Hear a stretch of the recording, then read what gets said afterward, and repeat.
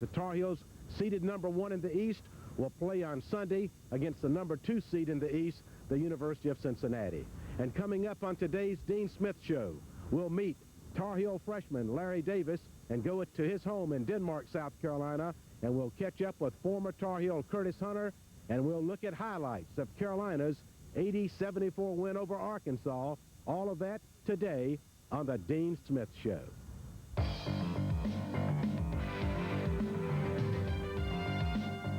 The Dean Smith Show is brought to you by First Union National Bank, Blue Cross Blue Shield, Food Lion, Eckerd,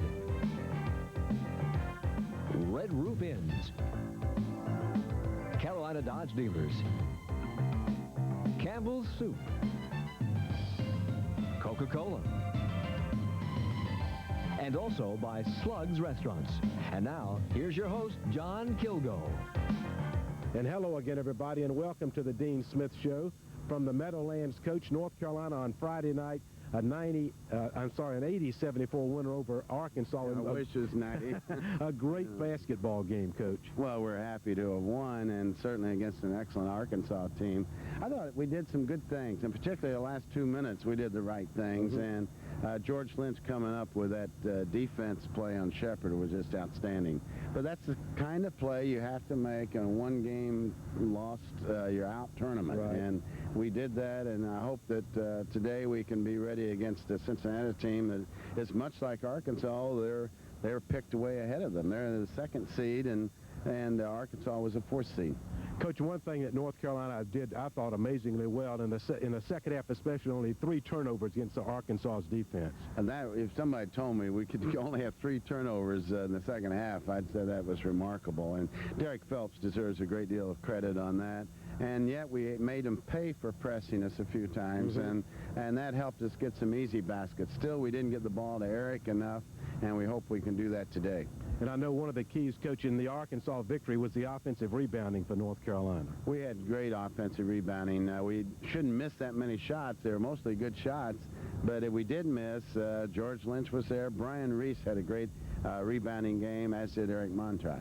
Coach, one other thing really impressive among many things, you overcame a real hot shooting 3-point Arkansas team. We did. McDaniel wasn't supposed to be that good. We knew Shepherd could get it going, and of course Hawkins made one late.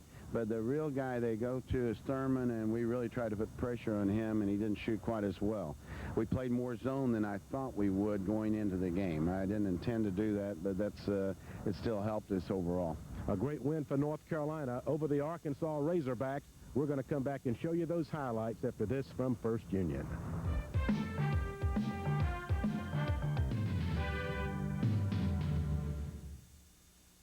Carolina against Arkansas on Friday night, the good 6-point win for North Carolina. And, Coach, going into that game, I thought that Arkansas had so many psychological advantages going into the game. I did too, and usually with good athletes, to be told, hey, Carolina's going to kill you by reputable people is not a good thing for us. And still we were able to win, and I do think Arkansas gave it a great shot. Fortunately, we had enough to come back and stay with them, but it wasn't the best of the world psychologically. Coach, you said after the game that you weren't real happy with the way North Carolina handled pressure early, but were real happy after about midway of the first half. I think we kind of went to sleep a little bit, didn't do what we intended to, or maybe the nerves of the tournament, the first few minutes against their pressure. But after that, we played very good press offense and made them pay for the few easy layups. North Carolina 80, Arkansas 74. Let's take a look at those highlights right now. NCAA East Regional, North Carolina the top seed against Arkansas the 4th seed at the Meadowlands. Carolina basketball highlights brought to you by Gatorade. Arkansas applied so much pressure throughout the game. There you see Derek Phelps with one of his 7 assists to Eric Montross. The Tar Heels trail early in the ball game by as many as 11 points. There's George Lynch operating inside for 2 of his 23 points, 6-10. Carolina trails at that point. North Carolina looking for good shots against the Arkansas pressure. Phelps finds Donald Williams, who steps into it, and there a 3-pointer Donald had 22 points on the night and some big plays late in the game that you're going to see. There's a rebound by Phelps. He had 7 rebounds. Comes out on the break, throws it to Lynch. Lynch gets the basket. Carolina down 12-11 early. Now North Carolina's down 25-14, an 11-point Arkansas lead. Donald Williams drives to bring Carolina back a little bit to make a run. Now watch George Lynch step in front of this pass by Lynn. Going to make the interception. Takes it all the way for the dunk. 25-18, Arkansas by 7.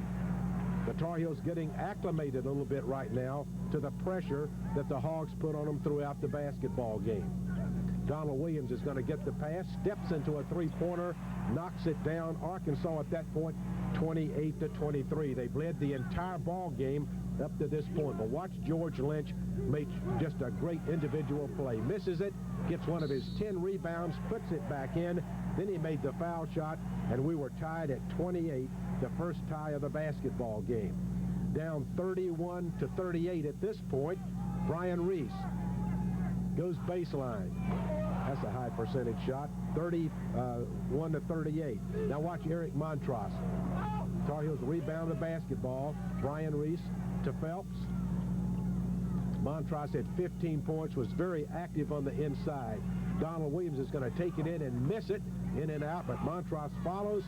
Arkansas leads 38-35. George Lynch, the senior. Look at the Carolina bench, so much into the game, and what great leadership from George Lynch throughout the basketball game. He just would not let North Carolina lose. He makes the play there, 40-37 on a good pass from Brian Reese. Arkansas by 3. North Carolina now is going to get another three-point basket from Donald Williams. That ties the game at 41. Arkansas leads 43-41 right here, but there's a pass to Montross from Reese on the break, and at halftime, the Tar Heels and the Razorback Hogs are tied at 45, and what an intense basketball game it was. North Carolina's Phelps rebounds a missed shot, handles the pressure to Eric Montross. Montross throws ahead to Reese. Reese penetrates, puts the shot up and in, 48-47. Reese had a spectacular second half for North Carolina. Pitch ahead to George Lynch after an Arkansas basket, and the Razorback Hogs lead 51-50. North Carolina now with a 1-point lead. Eric Montross, a turnaround on the baseline, 54-51 North Carolina. Watch the way the Tar Heels beat the pressure. Rodel to Derek Phelps for the layup. 58-55 North Carolina. The Tar Heels are going to make a little run right here. There's Donald Williams to Reese. He's up and in, off the glass, 62-56 North Carolina. Then George Lynch is going to get the ball in the lane. Coming up right here from Derek Phelps. George knocks in the 12-foot jumper. Carolina is up 64-58. North Carolina, as a matter of fact, took a 7-point lead. Arkansas called timeout and is tied right here at 69 when Brian Reese takes it all the way, 71-69. Big play. Shot clock running down. Watch Donald Williams. Spins, knocks it in, 75-71. North Carolina has a chance to really do something here. Pitch ahead to George Lynch. You see the clock, 1:32. Lynch is called for the offensive foul, and this ball game is still very much in question. Hawkins, 3-point basket, covered. He knocks it in, 75-74. 51.7 seconds left. North Carolina coach Dean Smith draws up the play, and look at this play that he drew up. Lynch, back door to Donald Williams for the basket, 77-74, a huge play in the basketball game. We said Lynch wouldn't let his team lose. Look at this. Forces Shepard into a travel. North Carolina gets the ball back with only 23 seconds left, and look at that. The Tar Heels on the bench obviously anticipating this foul shot coming up by Donald Williams. Williams does not disappoint. He knocks it in, and North Carolina gets the win 80-74 to advance to the NCAA Final 8 against Cincinnati. North Carolina basketball highlights are brought to you by Gatorade. North Carolina's record after that win over Arkansas, 31-4 on the year. The Tar Heels in the NCAA Final 8. We're going to come back and meet a very interesting young man, Carolina freshman Larry Davis, and we're going to take you to Larry's home in Denmark, South Carolina. All of that comes up right after these messages.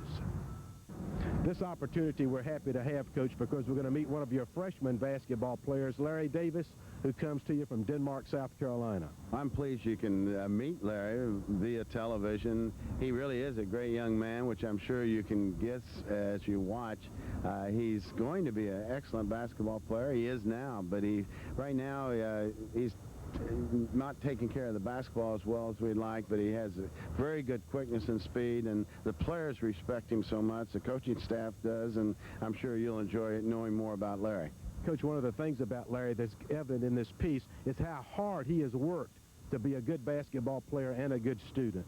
He really has, and of course he is a bright young man. He didn't have the best in a way of background starting out, but he's very bright. He picks up things on the basketball court well, and we're glad he's here. Larry Davis in the feature today. Mike Small talks to Larry, and it's brought to you by Eckerd. Denmark, South Carolina, population 3,762. The city of pride. Located in an isolated area, it is the home of Carolina freshman basketball player Larry Davis.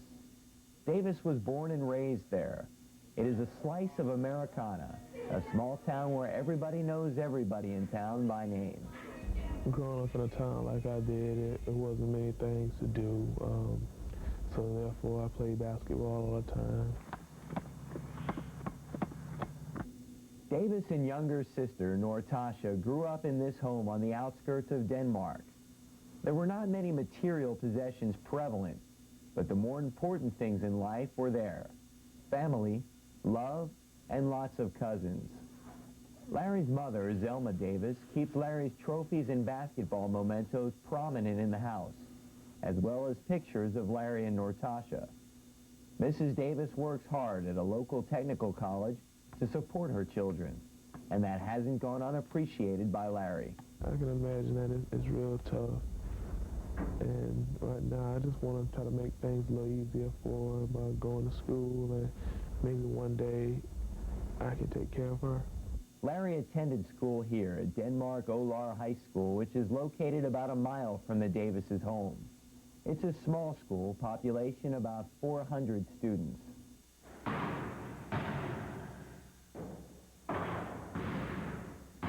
Denmark loves its basketball, and the school does its best to squeeze as many people as possible into the tiny gym.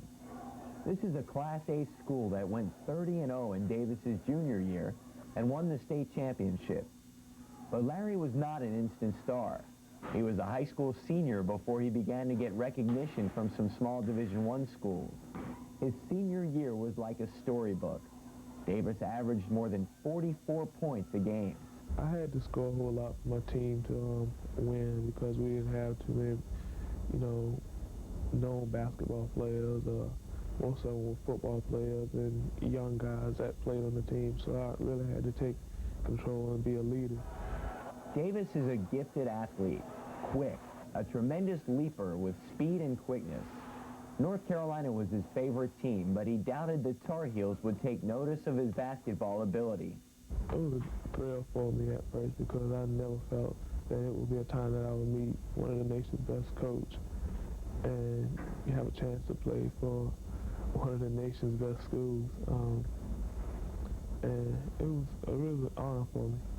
Not long after Davis signed his letter of intent with North Carolina, he decided to prep for a year at Fort Union Military Academy in Virginia. He thought he would be better off if he prepped for a year for the basketball and academics that would be awaiting him at Carolina. He knew it would be tough at Chapel Hill, but so was it at Fort Union, a highly disciplined setting in which Davis excelled. He's doing quite well academically at Carolina, and the Fort Union experience better prepared him for all aspects of college life. Being so disciplined, waking up 6 o'clock in the morning and, doing all these things that they had you doing, staying in class for like 8 hours and staying in one class, it made you more focused and made you do the things that you were supposed to do. And I don't think that I would be doing as good as I am this year if I wouldn't have went there. Nobody ever told Larry Davis things were going to be easy, so he had to work hard to get to this point in his life. But he knows the real work is just beginning. It was a rough climb, being that I was the state's leading scorer, Mr. Basketball in the state of South Carolina, then to go to Fort Union and actually be nobody there. I mean, nobody knew me, and I was just another cadet there. And then to come here and the same things happen. But it's just something inside of me that's just waiting to burst. And I'm just excited to have a chance to play here at the University of North Carolina. I think you'll agree with me. Larry Davis is a very interesting and intelligent young man, and he's going to be an outstanding basketball player at North Carolina. And as you can see by that feature, the people in Denmark, South Carolina are certainly very proud of this favorite son. And when we come back on the Dean Smith Show, we're going to meet ex-Tar Heel, Curtis Hunter from Durham. He's in the coaching business now and doing very well. Back with that after this from First Union. As we look back on the Dean Smith Show, Coach, a young man that came to you from Durham, Curtis Hunter, and he played some outstanding basketball, although he was victimized by some of the recruiting nuts. Well, he was victimized by the overzealous recruiting, saying he's next Michael Jordan. Right. But Curtis really is an excellent college player. He had some injuries. In fact, he even had a medical red shirt, but he was very loyal to the program. He helped us win key games. I remember his steal against Maryland to win the game. I remember so many more. A big basket against Duke to win in '87. So we're happy you can have a short visit with Curtis. This feature on Curtis Hunter brought to you today by the Red Roof Inn. After finishing his playing days at Carolina, Curtis Hunter got the opportunity to see the world and got paid for it. He played professional basketball in Australia and Great Britain for 4 years and has returned to his hometown of Durham, where he's coaching the girls' basketball team at the North Carolina School of Science and Mathematics. It's a learning experience, and I'm getting a chance to put something back into it. I don't play basketball as much anymore. I don't play, but that's my form of getting back into it, and the competitive spirit is through them. It's a different situation down there with the kids I have. It's a regular high school, but it's only 2 grades, juniors and seniors, and it's totally different learning experience, because I get a lot of the people that I get may not even make their regular high school team, and I just spend a lot of time just teaching the skills. When you say teach, that's what you do. Hunter says he learned a lot at Carolina under Coach Dean Smith and hopes to make coaching a career. I didn't realize what I had to offer until probably like the last 4 years, and I'm learning the game more, and I know the game more now since I graduated. And things come easier now. Now things 6 years ago that I didn't understand about the game, I now understand because through the coaching ranks. Curtis Hunter, as we said, doing very well in the coaching business himself, and he is an engaging young man that played a lot of good basketball for North Carolina.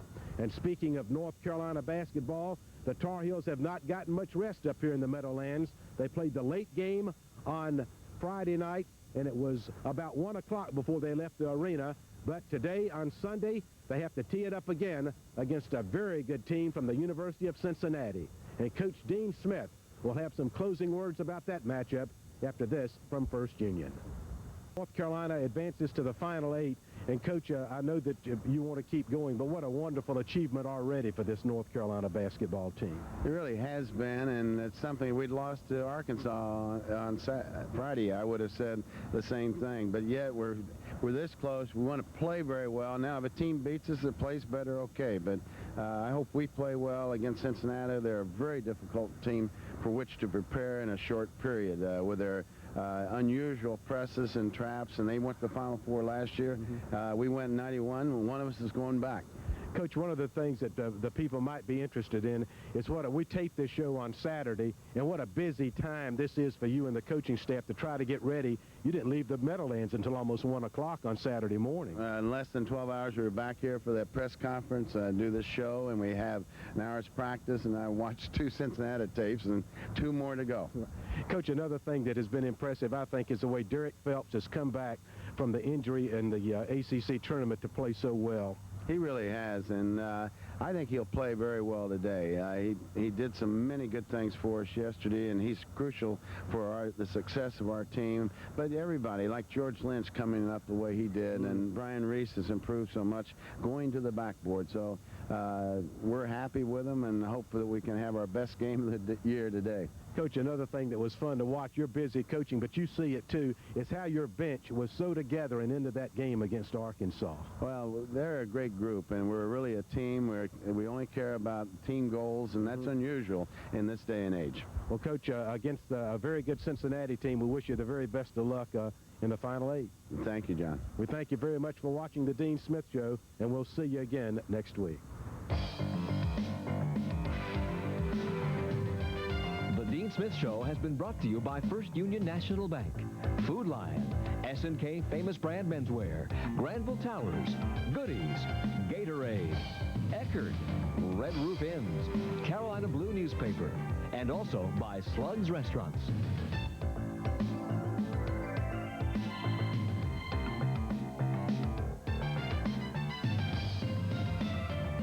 Geo and every other car in its class